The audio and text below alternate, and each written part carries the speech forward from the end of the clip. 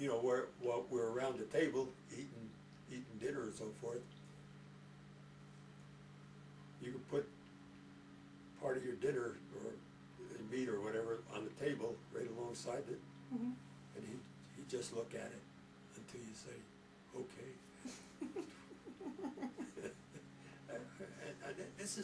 This sounds far-fetched, but this is God's honest truth. Yeah. We became real close. Where I went, he went. We went to Billy and I slept in the same bedroom, and that was down the hall from where the kitchen was. And he'd sleep with us underneath the bed. And I figured, well, I ought to teach him to pray. So I figured him to sit him down in front of the bed and put his paws on the thing, and eventually, and then put his nose down between his paws. Say your prayers, Duke.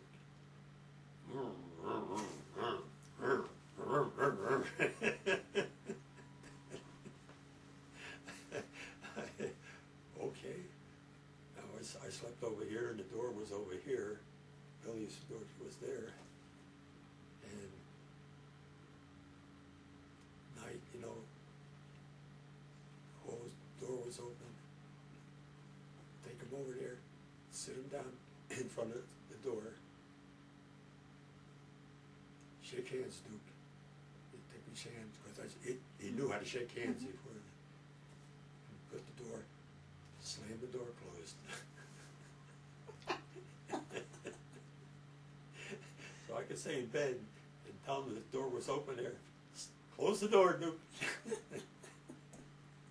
Only had to stop that because he scratched up all the door. Oh dear. Wow. I used to go. It was about a mile where the elevated trains ran across that went to Brooklyn and New York and out to Jamaica. And I'd always take Duke all the time, and didn't have a leash. Just say heel, you know, and he'd walk alongside me, and it would go down quite a ways. It's not a main street, but where the houses are on each side and so on. And you go down the end, and then go up to there, and then over to where the L is, and the delicatessen is over there. And so he'd see another dog cross the street while I'm going there, or a cat or something, you know. I see his tail come up, and no, you know, and he would get up there and go down to, and the fellow in the delicatessen got to know us, you know, because I'd get, you know, 15 cents worth, 20 cents worth of bologna for lunches for Mom, and he'd wrap them up in a wax paper thing, you know, and put them in a sack, and he'd always flip Duke a piece of bologna, you know, and I'd take the sack and roll it up at the top part and give it to Duke, and he'd hold it, walk all the way home. He'd see a cat or another dog, and I'd see his ears go up the tail. No, Duke. Go all the way home there, not touching a thing. Amazing dog. I don't know how human he got. But, so before we get in, Duke, up. He'd jump up and get in the rumble seat. And then we'd squeeze in by him, you know.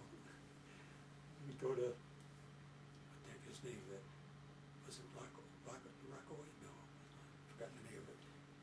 But anyway, we'd go there, and it was not a lot of people. And nice sand, it was really, Duke would come down with us, you know, jump down. And we'd throw the ball, and he'd go run and bring it back, you know.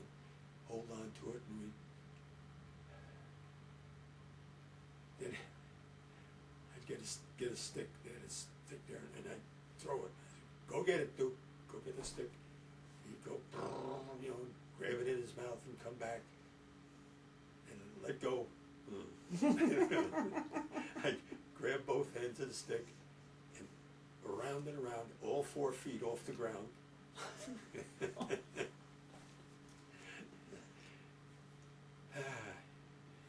dog. So I graduated from high school and got a job. Oh, the people downstairs were real nice. They had 2 children. They were smaller than what we had upstairs. And their names were Hazel, Mr. and Mrs. Hazel. He worked on Wall Street, and asked me if I wanted a job as a runner. And runner, yeah, sure. I just got out of high school and so forth. And it consisted of going from taking papers from one place in Manhattan to run to another place or another department and so on. So I was running back and forth like that for I don't know how long, quite a little while. I had a buddy across the street from me, Freddie Roman, and we used to buddy around, hang around too. And he had, let's see, his uncle lived not too far away, and he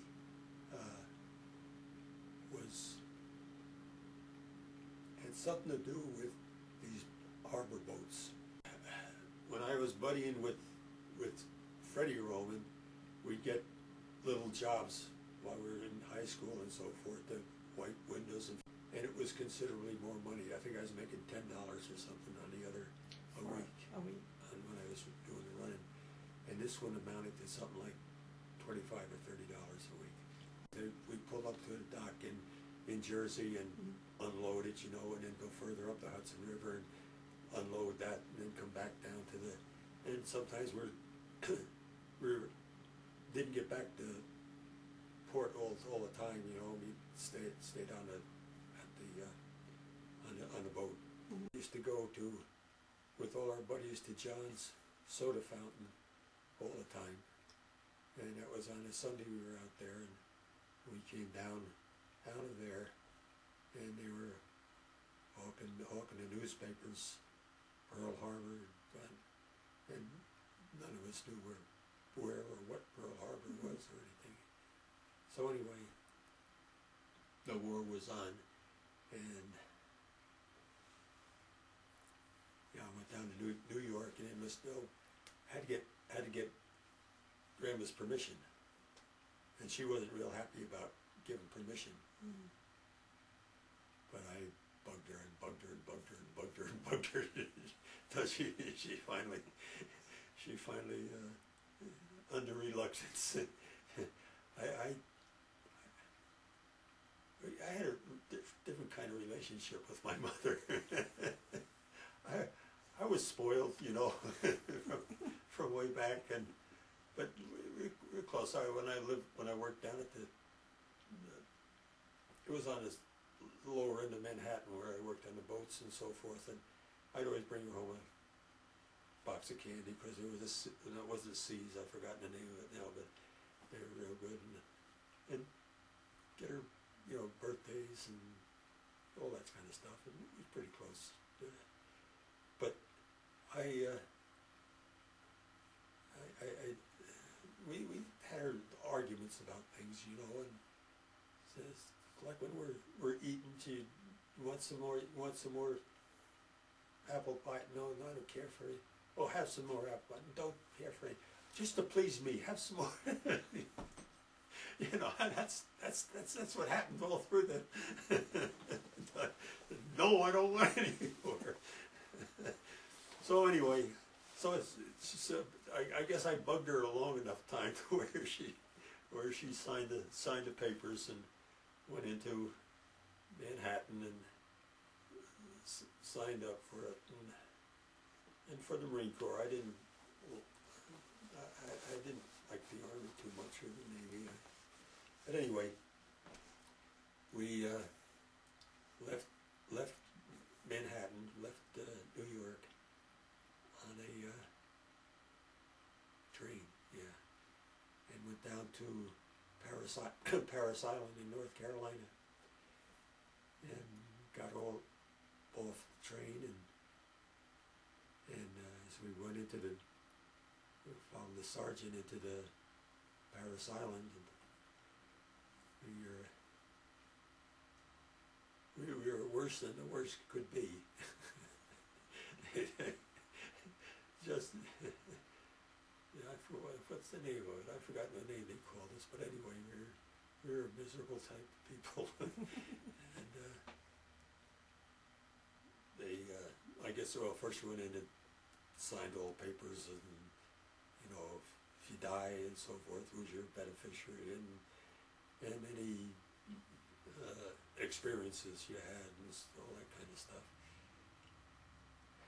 And then they showed us where our living facilities were, and, you know, it was like in the desert, old sand all over the place, and hotter than all get out.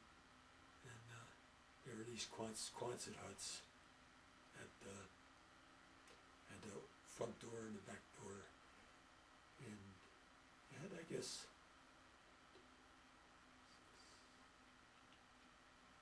about 8 in the Quonset hut, and double bunks on each side of the hut.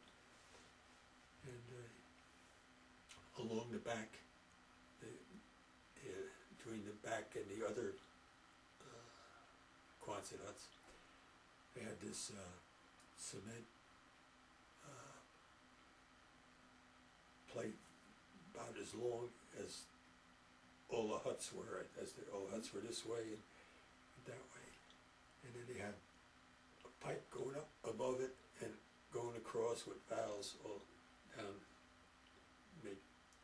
maybe about, maybe 4 valves going. That was our cleaning facilities. That's where we scrubbed our clothes, and they had the valves there, and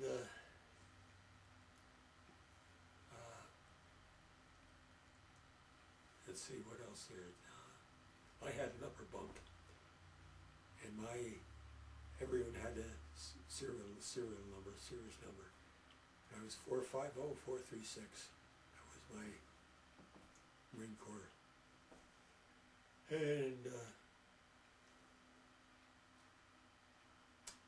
see, what did we do? I know the food wasn't any good, but it preserved life. But I remember one time there, while I was in there for quite a little while. You know, you showered and you shaved every morning, whether you needed it or not. You know, and you have all different kinds of guys that are in there. And you got 8 in the, and you buddy up with, you see who's a pain in the neck, you know, you know. And we had a couple pain in the necks in our hut, and after a while, we all put in some money to give to another hut to take the guy. Oh boy. And we were all pretty much from up in New York and New Jersey and up in that area there. But then this one guy, he was from the South. And he was dumb. But yeah, oh yeah, I remember you had to shave, you know, and I had electric razor. That's when electric razor just came out while I was working down the boats, and so I used